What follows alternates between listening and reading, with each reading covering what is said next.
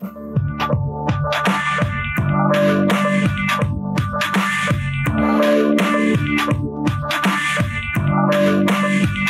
of the biggest games of the generation, if not the biggest, has just come out and neither of us bought it.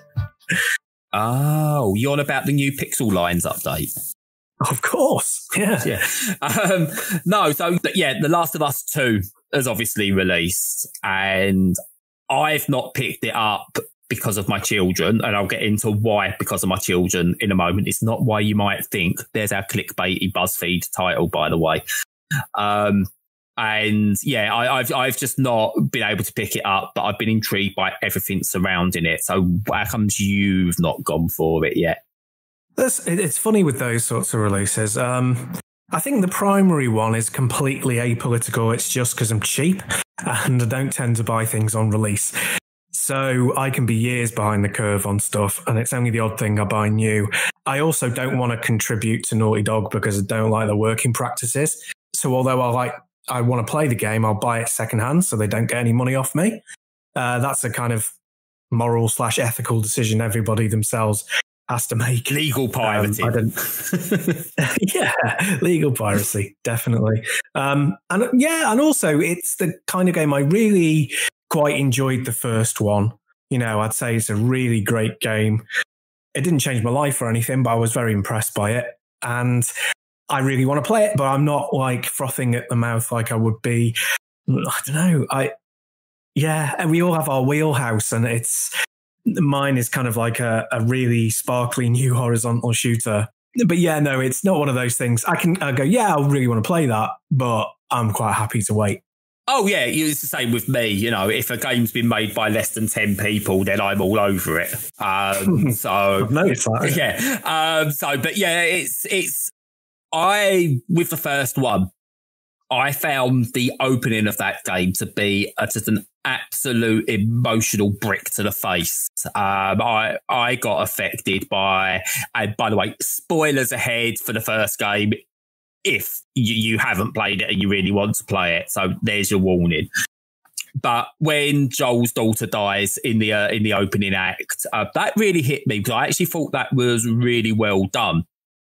And the emotion felt real at the time. And I think that's something the games do really well with immersion because you're actually playing the part. And the way they did it where you played the part of Joel's daughter before taking over as Joel, I think it had that emotional impact. Films and books, I don't think, can do it in the way that games can do it sometimes. And that really hit me. That left me in tears and having to turn the game off for the rest of the day before going back. And then I felt the rest of the game was actually fairly by the numbers. Really well done. You know, the mechanics were absolutely fine and everything. It was really just a by the numbers action game, though.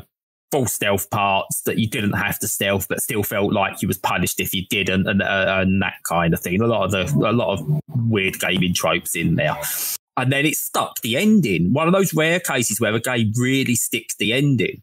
And the decision-making of Joel is completely taken out of your hands. And you realise that unlike a lot of games where you are the protagonist, you are never the protagonist in The Last of Us. You are just along for the ride. And I think it made a very good point at the end about, you know, is it better for you to save one person, the person who it means the most to you in the world, at the expense of humanity, or should you give up that love for humanity? And I felt that taking that decision out of your hands and going, this is what Joel did, I thought was actually a really clever bit of storytelling. And it allowed you to feel that more than, again, if you would have seen that in a film or book. Or read it in a book. You don't see it in a book. I'm not that bad. So I will come while I'm mentioning those in a little bit when we discuss The Last of Us 2. And I thought that done really, really well. And it made me want to play The Last of Us 2. But again, like you, I'm not desperate to get out and play it because I don't really want to support Naughty Dog and their recent practices with crunch. Which is a shame because it is something I really want to play. Another reason I can't play it is because the kids are around. And it's not the violence. It's nothing to do with the story. It's purely that if I'm going to play this, I want to be able to soak it in properly. And I can't do that with kids about. So it's going to be one of those, or when they're back at school, I will then pick it up and then I will start to play it. And like you, yeah, I will probably get it secondhand or with a deep discount because, yeah, I don't feel Naughty Dog should be rewarded for their crunch by buying it stupidly early. Yeah, I agree with that. It makes you feel even better for small teams of fewer than 10 who just release when they're ready. And the sort of brave, I know they're in a privileged position to be brave, but CG Projekt Red, who will put back Cyberpunk 2077 by yet another 2 months because they just don't feel that they don't want to ruin people's lives to produce a game. So, although I will interject slightly there with CD Projekt Red with regards to that is, yes, they deserve the praise for basically going, no, we will put it back until it's ready. We're not forcing it. That has only come off the back of obviously criticism of previous crunch and stuff like that. But it puts you in a weird situation. They don't deserve universal praise because they've done the bad practices before. But well done, CD Projekt Red, for admitting or showing, look, we are going to try and be better, not just apologising, but actually trying to be better. So, yeah, it's an interesting discussion around them as well, but at least they're trying to be better. Yeah, I get that. I'm probably wrong on this. It felt to me like they had crunch as a kind of side effect of poor planning and, just being a smaller studio that had become big, whereas Naughty Dog factor it into their business model. I might be wrong on that, but that's kind of how it felt. Not to let CG Projekt Red off the hook, but it feels very, very much from the Naughty Dog side like they factor it into how much profit they're going to make. Oh, yeah, no, I agree with that. Again, CD Projekt Red, I feel it was a product of circumstance that caused them to go into crunch. But yeah, it doesn't excuse it. But as I said, unlike a lot of companies, they've actually backed up their apologies with regards to crunch. So that's fair enough there. But anyway, so yeah, The Last of Us 2 is interesting. I'm not going to comment too much on the actual content because I've not played it. And unlike quite a lot of people you see, you go, oh, I've not played this game, but this is the worst or this is the best ever. I'm not going to comment on the quality of the actual game. What I want to talk about is the weird culture that has surrounded The Last of Us 2 from many, many different directions. We'll tackle possibly each one individually. So let's start off with the reaction to the main characters and the absolute shit show that's caused on social media and various commentators, because we've got a young female lead who is gay and people don't like that. She's a strong woman who doesn't like men. That's the worst thing apparently you can ever have in a game. So yeah, that's been a weird reaction. What have you made of it? Yeah, it's a real barometer of how society is feeling. The fact that it can be done at all is fantastic, because even 3 or 4 years ago it wouldn't have happened. And for such a big studio to take that lead, it's clearly not just a stunt, because if it was just a stunt, there are far many more people who would reject Naughty Dog for it than there would who would accept them for it.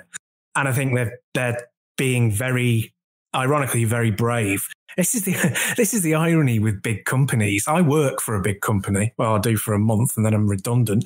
But I currently work for a big company, and there's such this is a Jekyll and Hyde situation between the people on the ground who do the work, and we've got loads of people who are like invested in, LGBTQ plus, promotion and making sure that everybody's inclusive and anti-racism stuff and helping in the community. But then you've got the overall organization who are only really there for profit.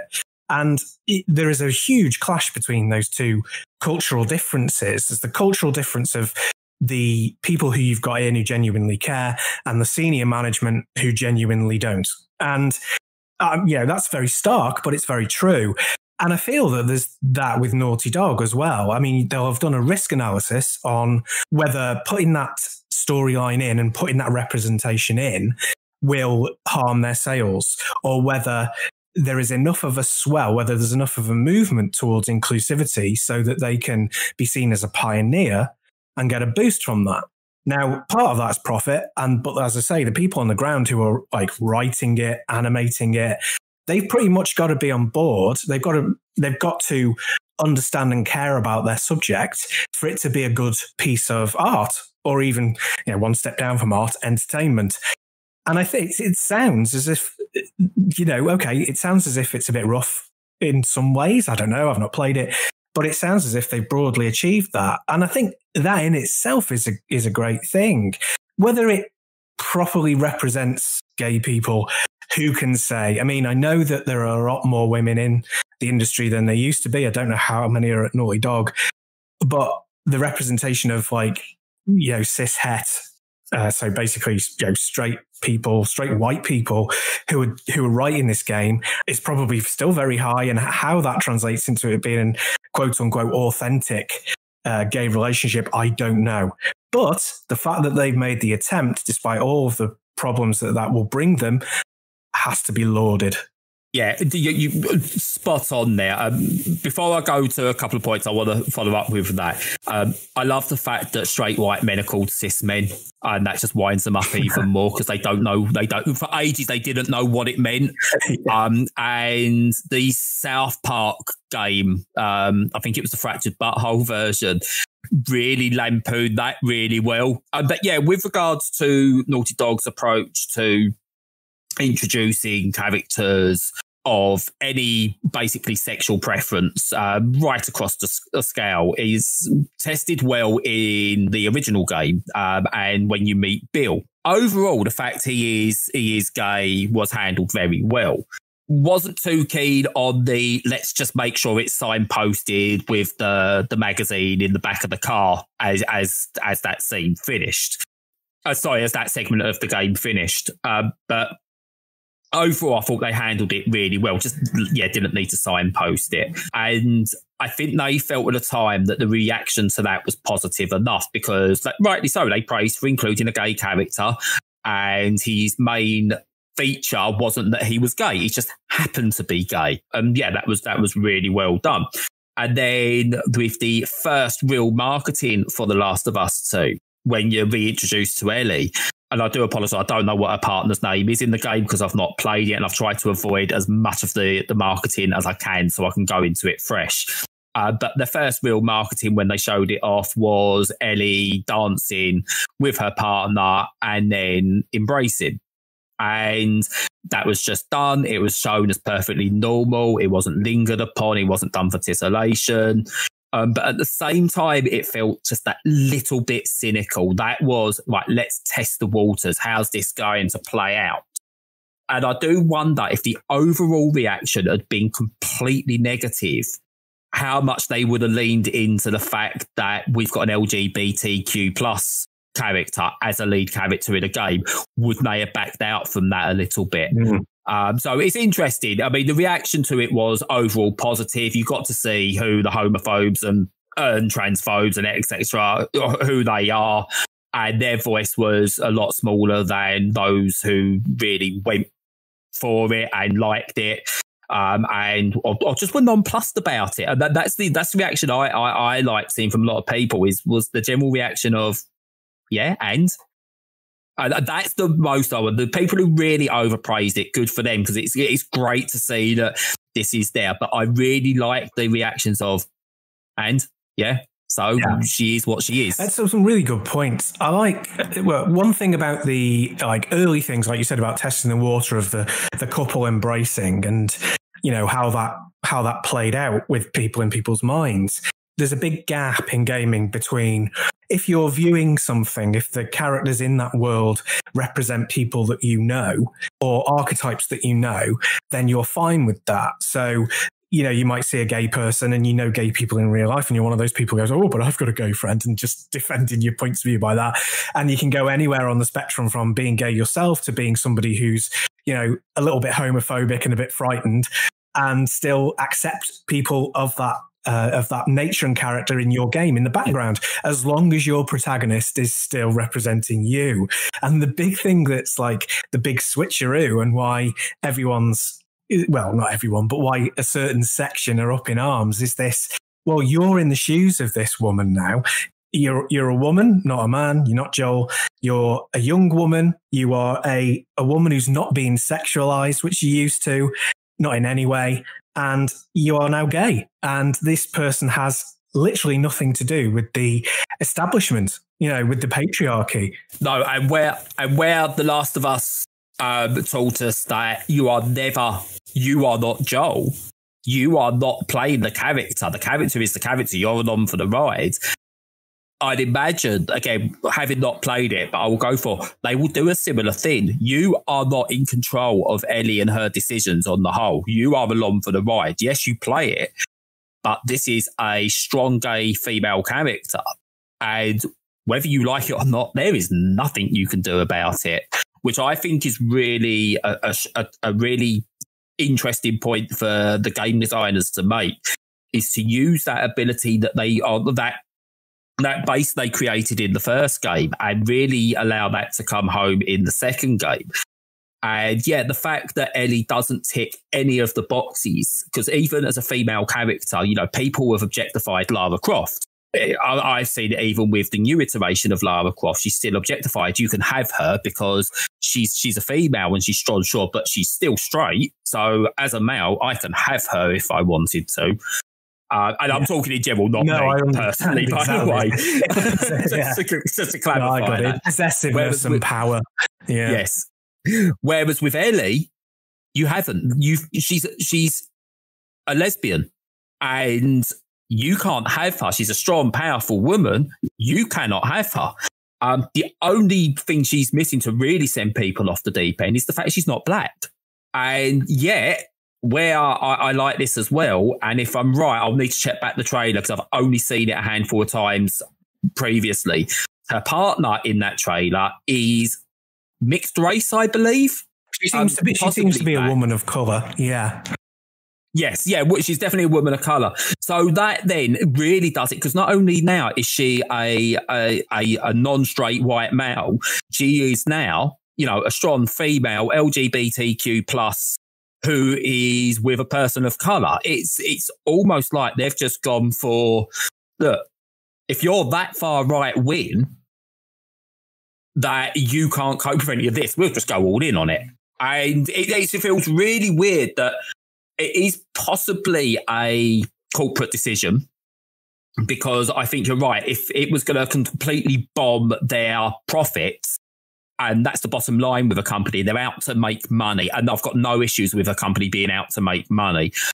If it had turned out they would have sold 10 copies instead of 10 million copies, then I know for a fact that Ellie would not have been what she is in that game. But the fact they have gone for it has to be praised, even though it's a corporate decision, and it feels dirty saying that.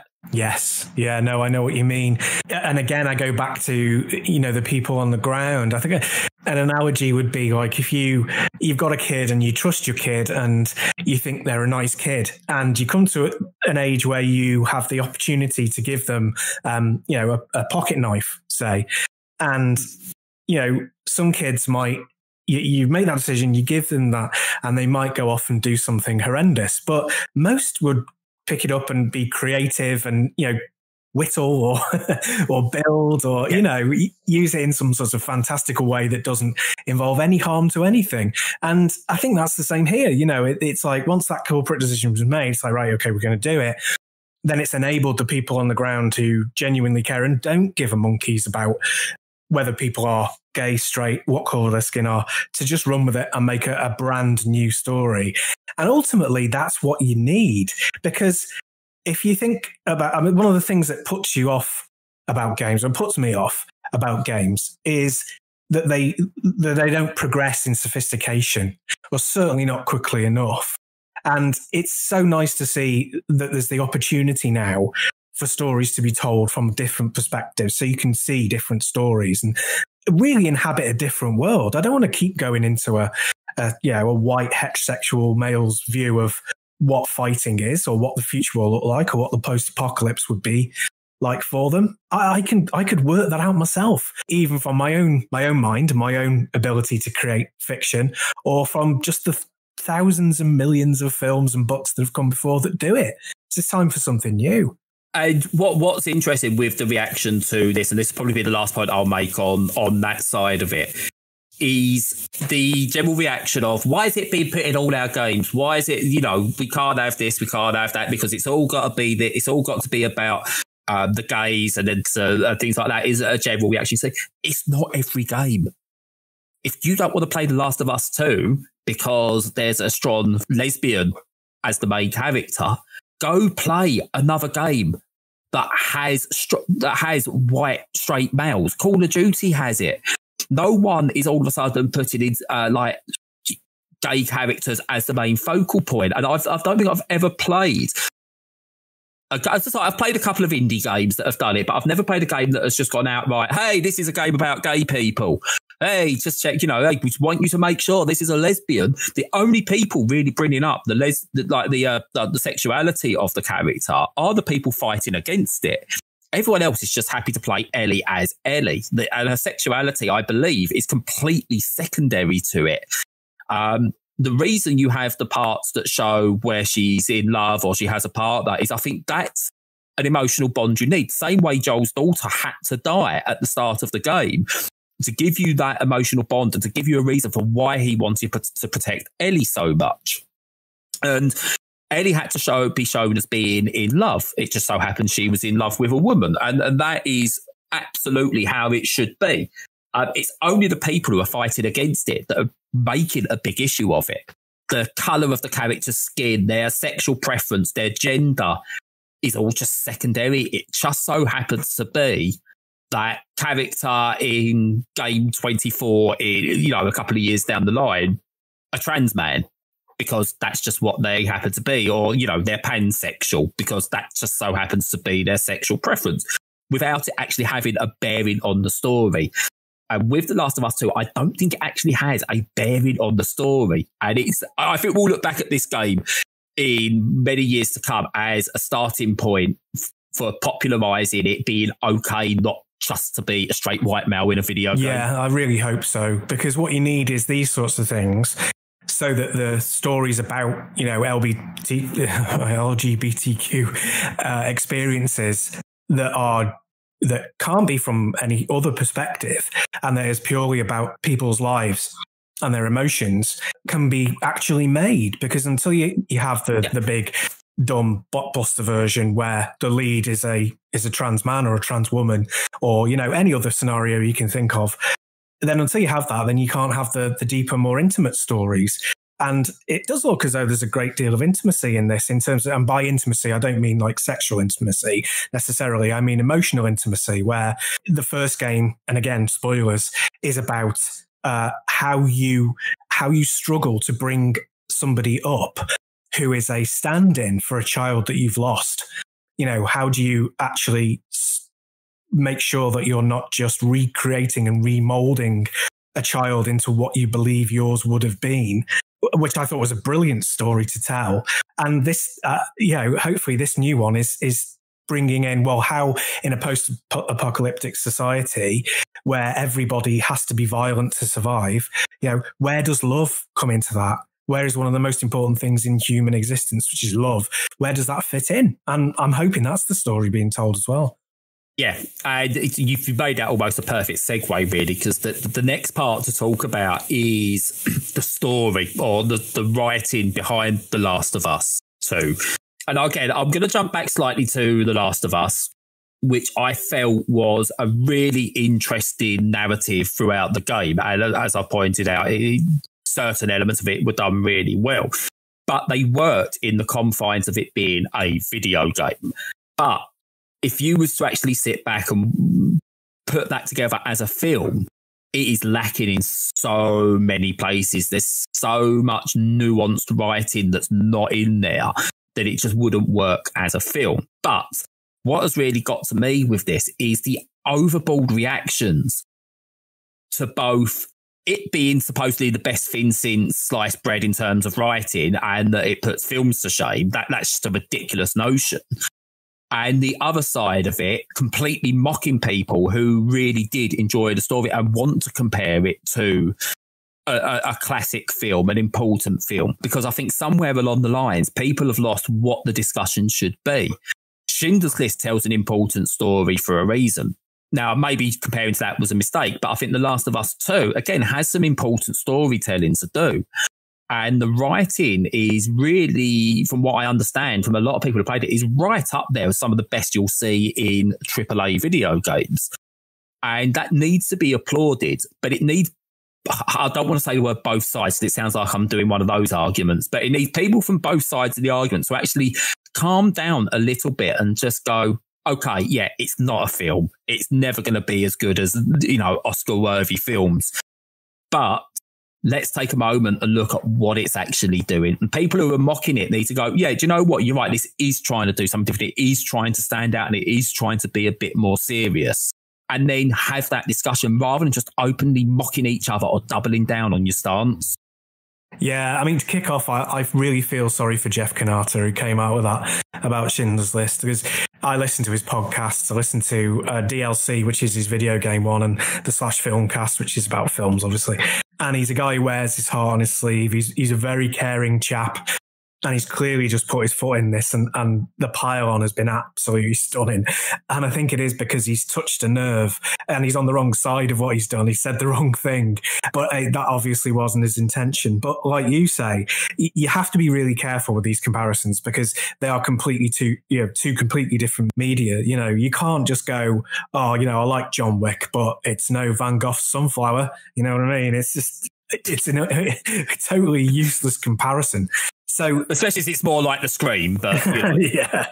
So, they're completely different. And the sooner that games designers stop trying to be sort of frustrated filmmakers and realize that they do something that is completely their own, the better. Because for me, what happens in most films, is that you create your characters and then the world is built around those characters and those people's characteristics. But that's never the way in games, or it probably shouldn't ever be the way. You should build a world and the interactions with the world first, and then the world should tell the story, generally speaking. And then the story within that of the characters can have more impact by just being about them and the things they say and the way they react. And that way, like the games that do it sort of peerlessly are like the Half-Life series. And in the most recent one, Half-Life Alyx, the world building is entirely done by the visuals and the atmosphere and the sound effects and the gunplay and all of that and the physical manipulation. And the characters are left with what's most important to human beings in that situation, which is their reaction to the environment and their situation. And I think the complaint I've heard about The Last of Us 2 having too much humor, I think is ignoring the fact that in that kind of a world, people are so stripped down and stripped bare and have so little to live for that they are so far past PTSD that they can just be humorous, it can be ironic, sarcastic, bitter, and that can come out in their humor. And that's what would happen because they don't live in perpetual fear where where all they're talking about is where their next meal comes from, because those are realities to them. So the characters reacting properly to that world is by them being flippant. I mean, we live in a world where a fascist dictator runs the biggest country on earth, but we're still taking the piss. You know what I mean? Yeah. Oh, he's constantly being mocked, and it's the way you deal with it. It's the same with the pandemic, with COVID-19. You look at the amount of people that will laugh and make jokes about it. They're not doing it because, we don't care, but it's a coping mechanism, and it adds a normality to things. And yeah, you adjust to it. And I think you're absolutely spot on. If that game had gone without any humour whatsoever, and as I say with the original Last of Us, take out the humour completely and all of a sudden it doesn't feel as human. Yeah, the humanity has to come from the people being as human as they can be in a difficult and horrible situation, and how they do it, how they explore their humanity. And again, Half-Life Alyx is very much like that. The entire thrust of the story is both very slender and very important. It's that you want to save your dad. And everything that you talk about with the other characters is about how you save your dad and how driven you are. That's all you need, because the world is telling you the rest of the story. Yeah. Yeah, and I think it's brought up on our Discord server as well. Games like Edith Finch, and I've got to stop calling it in my mind What's Eating Edith Finch because I don't know why. Ever since that game came out, I've in my mind I keep going What's Eating Edith Finch. I don't know why. But anyway, it's games like that, and say Firewatch is mentioned. Plenty of indies that do it, like a normal Lost Phone does it really well. And you get like they tell a story in a certain way and it works. It gets across the story and the narrative wonderfully. None of those games work as films. They wouldn't work as films because it's using the world to build the story, to tell the story, and then character interaction are minimal in some of those games, obviously, to sort of then really hammer home the points. Wouldn't work as a film. But then at the same time, for example, we'll go back to Schindler's List. It wouldn't work as a game. Just would not work as a game or a traditional game in the very least. You know, other films that try and play the emotional side of it wouldn't work as games because they've got a certain character-driven narrative. And the action that you need in any video game, when I say action, I don't mean sort of all-out guns blazing, like just the idea of having to control a character and move around. Doesn't lend itself to the same way storytelling as a film. Doesn't mean that both mediums can't tell even the same story and have the same emotional impact, just told in different ways. Films need to stop trying to take video games as influence and making video games into films because that just doesn't work for a reason. And games need to stop being films as well. The Last of Us, let's go back to that, I actually felt did that really well. And I've seen other games, BioShock, I think, does it really well. It tells you the story whilst you're playing, and it delivers a couple of real gut punches to it.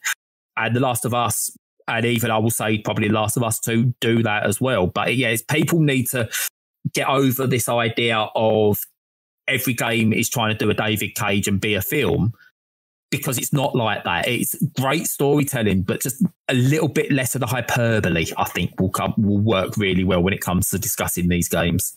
Yes, definitely agree. And the last thing for now that I want to say on it is it makes it very difficult when directors of games try and shoehorn stuff in that is very filmic, because you can't, in a game, you either make a decision and then the decision that you have to make can go against everything that you've been doing in the game, or the decision is taken away from you and it just happens. And neither of those things are easy to make satisfying, if you see what I mean. It's hard to make those satisfying, which is why they're so often simplistic. You're the chosen one who goes to fix a problem, essentially, because making it work as an actual story when you're supposed to be in control is really hard, and very few have done it well. So yeah, they need to abandon thinking of it like traditional storytelling and embrace what storytelling opportunities it actually gives them. Yeah. David Cage with Detroit, for example, I actually felt I would have much rather have watched that as a film rather than as a game, because I think he's got a knack of being able to do cinematic, but he can't do it in the medium of games. He should actually just go and try and make a film. But I know what his worry is. If he goes and makes a film, instead of getting 8s and 9s out of 10s, he's going to be getting like 10% on Rotten Tomatoes. And I don't think he wants to take that risk because they're not used to getting criticised as heavily as film directors get criticised. Yeah. And yeah, I think that was the point with like Neil Druckmann not able to take the criticism. That an 8 out or 7 out of 10 is a bad score. Yeah, the directors of these games, the bigger games, need to realise that being critiqued is a good thing, and not jump on social media and attack those who are critiquing you. Yeah, and I agree. And I think there's an element of the fact that they have become a master in a discipline, which is creating a video game, that they then have to receive criticism based on story does not jibe very well with their ego, because they're a master in their chosen field, and they think that the two are completely related, and storytelling and game design are not. They're not the same thing. You can't necessarily be great at one just because you're great at the other. And I will point out again, the best example of being able to mix storytelling with mediocre gameplay will always come to Spec Ops: The Line, because that was the point, to make the action as mediocre as possible, to really hammer home what its final point was. Whereas a lot of games try and have their cake and eat it, if you try and go for the best gameplay with the best storytelling, quite possibly not always going to work. And to accept that and take it on the chin and use that criticism to make something maybe not necessarily better, but more in tune with what you're trying to get moving forward.